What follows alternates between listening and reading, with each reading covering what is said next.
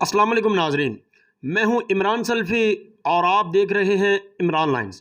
آج میں موجود ہوں کنسیپٹ سکول حجرہ شاہ مقیم میں، جو کہ اپنی نوعیت کا ایک شاندار اور خوبصورت ادارہ ہے۔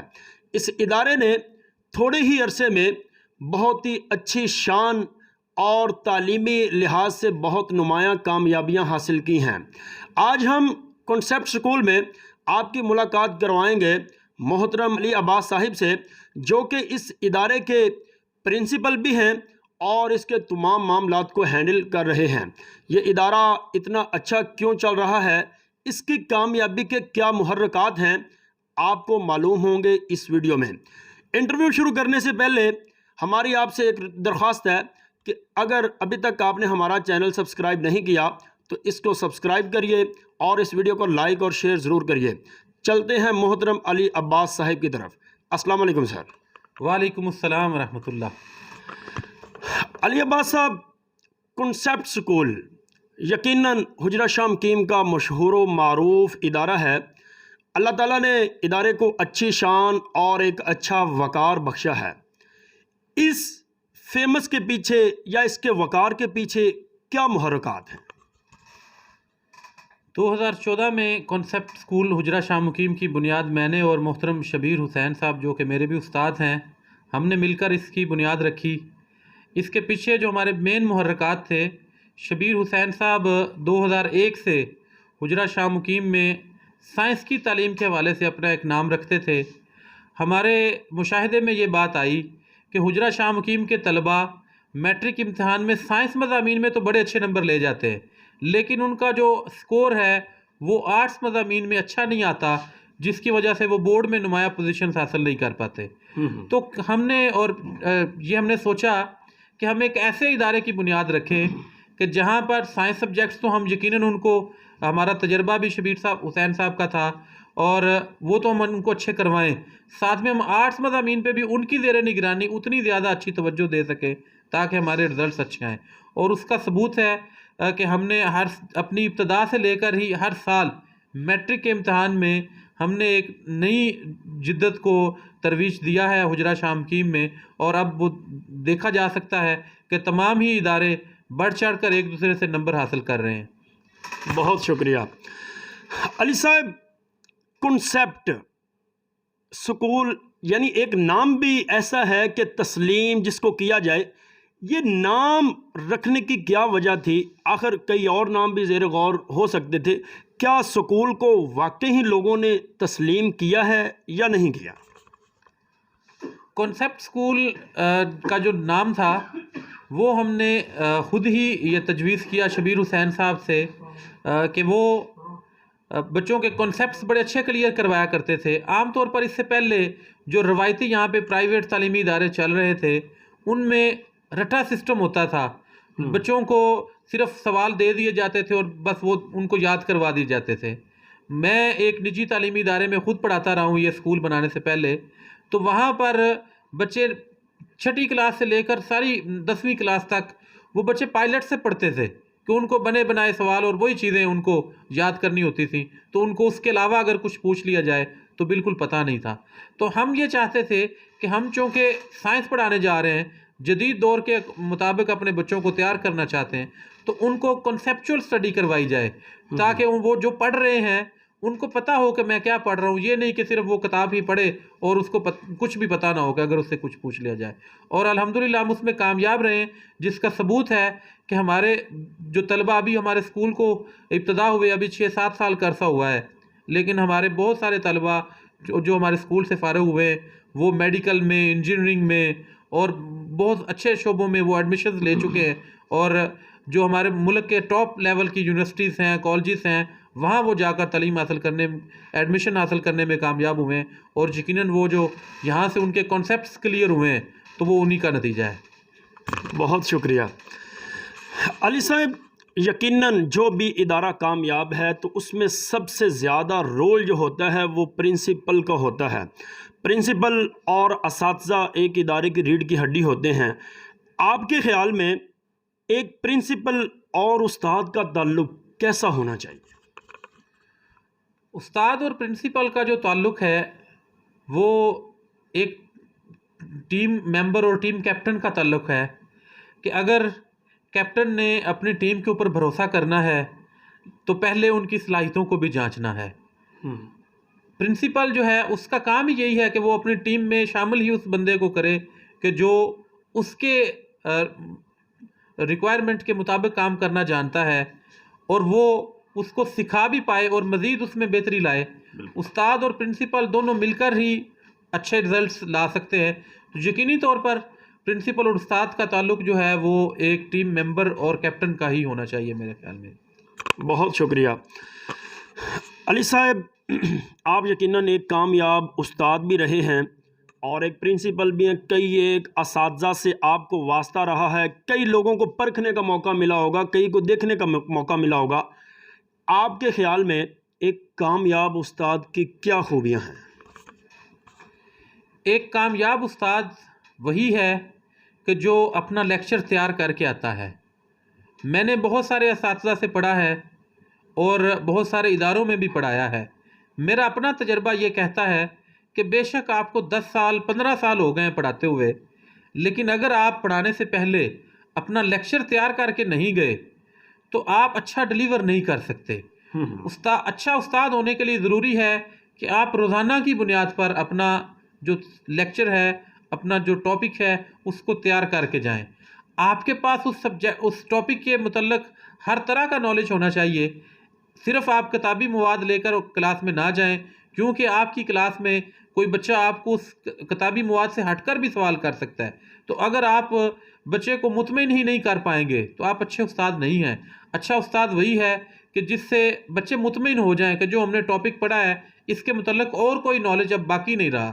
تو یہی ایک کامیاب استاد ہونے کا میرے نزدیک خوبی ہے کہ وہ لیکچر اپنا تیار کر کے جائے اور صرف کتابی جو مواد ہے وہ نہیں بلکہ جو سلیبس کے علاوہ بھی وہ اس کو لے کر جائے مواد, تاکہ وہ بچوں کو اچھی انداز میں وہ ٹاپک کور کروا سکے. بہت شکریہ علی صاحب. ایک بہت ہی اہم ایشو ہمیں دیکھنے کو ملتا ہے کہ اساتذہ بھی آخر انسان ہے, وہ کون سا کوئی فرشتے ہوتے ہیں کہ ان سے غلطی یعنی ہونا ناممکن ہوتا ہے. تو اکثر یہ بھی سننے کو ملتا ہے کہ فلاں استاد نے تھوڑی سی غلطی کی لیکن مینجمنٹ نے اس کے ساتھ رویہ ایسا برتا ہے کہ وہ ٹیچر پھر اپنی اس سکول میں اپنے آپ کو ڈی ویلیو سمجھتا ہے. یقیناً آپ بھی پرنسپل ہیں تو اساتذہ سے کمی کوتاہی ہو جاتی ہے, مگر آپ اس کو ڈیل کیسے کرتے ہیں؟ الحمدللہ ہمارا اسکول علاقے بھر کا واحد اسکول ہے کہ جہاں پر ہمارے ساتھ کام کرنے والے اساتذہ اپنے آپ کو دباؤ میں محسوس نہیں کرتے, بلکہ وہ بڑی خوشی سے کام کرتے ہیں. اس بات کا ثبوت ہے کہ آج 7-8 سال ہو گئے اس اسکول کو چلتے ہوئے, تو ایک سنگل بھی ممبر کو ہم نے اسکول سے خارج نہیں کیا کہ اس کی کسی بھی مس کنڈکٹ کی بنا پر. ہمیں ہی اس استاد نے اپنی کوئی ذاتی وجوہات کی بنا پر چھوڑا ہے. ہمارے ساتھ جو بھی کام کرنے آیا ہے اس کا یہاں سے جانے کو دل خود نہیں, ہم مینجمنٹ نے کبھی نہیں چاہا کہ ہم اس کو یہاں سے ریموو کریں. یعنی آپ کا رویہ بہت اچھا رہا. بہت خوب علی صاحب. زندگی میں کئی ایک شخصیات انسان کی آتی ہیں, کئی اساتذہ زندگی میں اچھے آتے ہیں, یا پھر کئی ایک سماجی یا سیاسی شخصیات سے انسان کو واسطہ پڑتا ہے. آپ کی زندگی کی سب سے آئیڈیل شخصیت کون سی ہے؟ اب زندگی کی آئیڈیل شخصیت کی اگر ہم بات کریں تو وہ تو ہماری کوئی بھی مسلمان سے اگر پوچھا جائے تو نبی مہربان صلی اللہ علیہ وسلم ہی اس کی زندگی کے تو آئیڈیل شخصیت ہیں.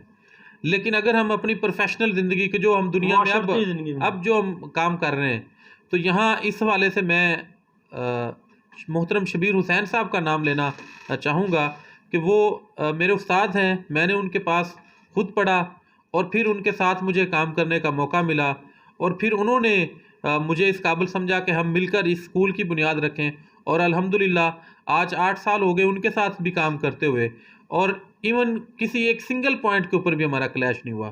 تو وجہ کیا ہے کہ وہ ایک انتہائی بااصول شخصیت ہیں اور تعلیمی حوالے سے وہ کسی چیز کے اوپر کمپرومائز نہیں کرتے. تو اسی بنیاد پہ ہمارا ادارہ بھی بڑا کامیاب چل رہا ہے. بہت خوب. علی صاحب، ہر بندے کی من میں کچھ خواب ہوتے ہیں. یقیناً ہر بندہ بہتری چاہتا ہے کہ میں اس کو آگے مزید ڈیولپ کروں، آگے جاؤں. آج سے 10-12 سال بعد آپ کے کیا خواب ہیں، کیا پلاننگ رکھتے ہیں؟ کانسیپٹ اسکول کی جب ہم نے بنیاد رکھی، تب ہمارے پاس صرف 40 طلباء کا فرنیچر تھا. آج الحمدللہ کانسیپٹ اسکول میں 1500 طالب علم پڑھ رہے ہیں. ہم نے اس اسکول کو حجرہ شامکیم کی سطح پر تو کامیاب کر لیا ہے الحمدللہ. ہم اس بات پر اللہ تعالیٰ کے جتنے بھی شکر گزار ہوں وہ کم ہے. اب ہمارے جو فیوچر پلانس ہیں کہ ہم اس اسکول کو فرنچائز سطح پہ اس کا نیٹ ورک پورے اپنے ضلع میں پھیلائیں، اور انشاءاللہ ہم اگلے ہی سال اس کی 1-2 برانچز جو ہیں وہ ہمارے ضلع کے مختلف جگہوں پہ شروع کرنے جا رہے ہیں. اور یہی ہم چاہتے ہیں کہ ہم نے یہ جو کانسیپٹ اسکول کا تصور دیا ہے حجرہ شامکیم میں، اس کو ہم مزید اپنے ملک کے چپے چپے میں لے کر جائیں. بہت شکریہ. علی صاحب، زندگی میں انسان کے کئی ایک ایسے واقعات آتے ہیں جن کو انسان بھلا نہیں پاتا. زندگی کا کوئی ایسا خوش آئند واقعہ جو آپ کو کبھی بھولا نہ ہو، وہ ہمارے ناظرین سے شیئر کریں. ہم نے جب یہ اسکول بنایا تو میں نے حجرہ شامکیم میں اس سے پہلے پرائیویٹ سیکٹر میں کچھ 6-7 سال خود پڑھایا تھا. میں نے یہ آبزرو کر رکھا تھا کہ حجرہ کے اندر آج تک کوئی بھی پرائیویٹ اسکول مرکز حجرہ میں ٹاپ پوزیشن نہیں حاصل کر سکا. تو میری یہ اللہ تعالیٰ سے دعا تھی کہ یا اللہ، میں نے اب ایک اسکول سٹارٹ کیا ہے تو میں نے حجرہ شامکیم کے جو مرکز ہے اس میں میٹرک امتحان میں ٹاپ کرنا ہے. تو وہ اللہ تعالیٰ نے 2018 کا سال تھا کہ جس میں ہمارے اسکول نے علاقہ بھر میں میٹرک امتحان میں سب سے زیادہ نمبر حاصل کیے. تو وہ میں سمجھتا ہوں میری زندگی کا ایک خوش آئند لمحہ تھا اور بڑی وہ اچیومنٹ تھی جس پہ میں اللہ کا بے حد شکر گزار ہوں. بہت خوب. علی صاحب، آپ نے وکالت کا امتحان پاس کیا، کچھ عرصہ پریکٹس بھی کرتے رہے. کیا وکالت کے شعبے میں کیوں نہیں گئے؟ کیا انٹرسٹ نہیں تھا، یا کیا محرکات تھے جس نے آپ کو ایک اچھا وکیل بننے پہ مجبور نہیں کیا؟ میں اصل میں وکالت میں جو میرا ایڈمیشن تھا وہ تھا تو پلانس کے ساتھ ہی کہ میں اس کو بطور پروفیشن بطور وکیل جوائن کروں گا. میں نے پنجاب یونیورسٹی لاء کالج سے، جو کہ پاکستان کا پہلا لاء کالج ہے، وہاں سے میں نے LLB کی ڈگری ریگولر داخلہ لے کر حاصل کی. لیکن میں نے جب وکالت میں آ کے کچہری کو جوائن کیا تو میں نے یہ محسوس کیا کہ جو ہماری لاء کی کتابیں ہیں اور جو ہماری پروفیشنل پریکٹس ہے اس میں زمین اور آسمان کا ڈفرنس ہے. ہماری کتابیں جو وہ کچھ کہتی ہیں اور ہماری جو پریکٹس ہے لوگوں کے جو کورٹس کچہری کے اندر ہے وہ بہت کچھ اس کا فرق ہے. تو میں نے آبزرو کیا، میں جب چند دن کچہری جاتا رہا ہوں تو میں اپنے ساتھ روزانہ یہ لڑائی کیا کرتا تھا کہ میں خود اپنی جیب سے پیسے لگا کر کچہری جا رہا ہوں اور روزانہ میں وہاں سے گناہ خرید کے لے آتا ہوں. صرف میں وہاں جھوٹ سنتا ہوں، جھوٹ مجھے بھی بولنا پڑ جاتا ہے. تو میری اللہ تعالیٰ سے یہ دعا رہی کہ یا اللہ، میں اس کام سے چھٹکارا چاہتا ہوں، تو یا اللہ مجھے کوئی بہتر ایسا آپشن دستیاب ہو جائے کہ جو میرے لیے اس سے بہتر ہو. تو وہ اگلے ہی سال ہم نے اس اسکول کی بنیاد رکھی اور اللہ تعالیٰ نے اس میں ہمیں کامیاب کیا. بہت خوب. علی صاحب، ایک اہم سوال ہے. ہمارے تعلیمی نظام ایسا ہے کہ بچوں کو رٹا لگوایا جاتا ہے. یقیناً ہر جگہ پہ ایسا ہوتا ہے، لیکن جو بچوں میں تخلیقی صلاحیتیں ہیں آج اس کو اجاگر کرنے کی ضرورت ہے، وقت کی ضرورت ہے کہ بچوں میں جو تخلیقی صلاحیتیں ہیں اس کو ہم بروئے کار لائیں. اس حوالے سے آپ ایک پرائیویٹ سیکٹرز کے نام پیغام دیں. پرائیویٹ سیکٹرز کے حوالے سے میں نے جو ایک چیز آبزرو کی ہے، لوگ چونکہ ہمیں فیس پے کرتے ہیں، پیرنٹس کبھی یہ نہیں چاہ رہے ہوتے کہ ہمارا بچہ فیل ہو جائے. بالکل ایسے اسکول کے اندر تمام طلباء نے فرسٹ بھی نہیں آ جانا ہوتا. کچھ بچے سلو لرنرز بھی ہوتے ہیں جن کو ہم عرف عام میں نالائق کہہ دیتے ہیں. بالکل ہمیں ان پیرنٹس کو اعتماد میں لینے کی ضرورت ہے کہ ان بچوں کو آہستہ سیکھنے کی عادت ہے تو ہم کیوں نہ انہیں زیادہ ٹائم دے دیں. لیکن پرائیویٹ اسکولز اصل میں کرتے کیا ہیں، وہ بچے کو فیل نہیں کرتے کہ یہ کہیں چھوڑ نہ جائے، ہماری فیس وہ آنا بند ہو جائے گی، وہ اس کو اگلی کلاسز میں لاتے جاتے ہیں.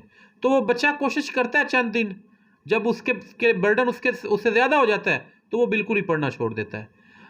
ہم نے یہ جب اسکول بنایا تو میں نے پہلے دن ہی یہ بات کی کہ ہم یہاں پر بیٹھ کر کبھی بھی پیرنٹس کو مس گائیڈ نہیں کریں گے.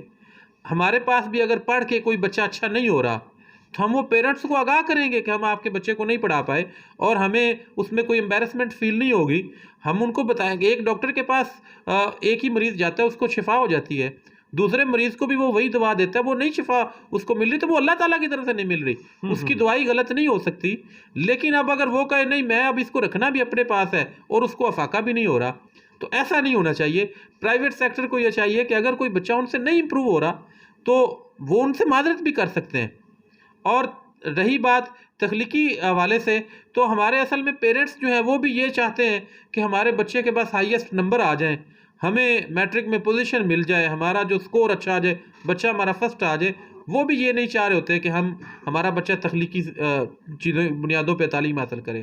تو ہماری کوشش ہوتی ہے کہ ہم بچوں کے اندر خود لکھنے کی صلاحیت پیدا کریں. جو میں نے پہلے بات کی کہ ہم پائلٹ سے نہیں پڑھاتے، ہم کتاب سے پڑھاتے ہیں. بچے کو لیکچر دے دیا جاتا ہے اور ہم اس کی بنیاد پر اس سے لکھوانا چاہ رہے ہوتے ہیں کہ وہ خود لکھے. یہ ہم کوشش کر رہے ہیں. لیکن جو تخلیقی صلاحیتوں کو اجاگر کرنے کی بات ہے، جب تک پیرنٹس یہ نہیں چاہیں گے تو یہ کچھ بہت مشکل کام ہے یہ کرنا. بالکل.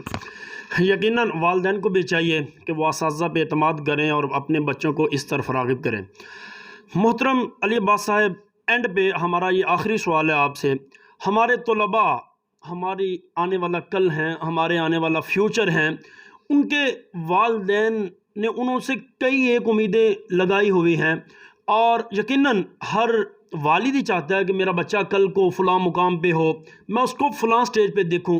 مگر ہمارے بچے اس معاملے میں سستی کرتے ہیں، وہ محنت نہیں کرتے جو ان کو کرنی چاہیے. تو اس حوالے سے ہمارے طلباء کے نام ایک پیغام دیں.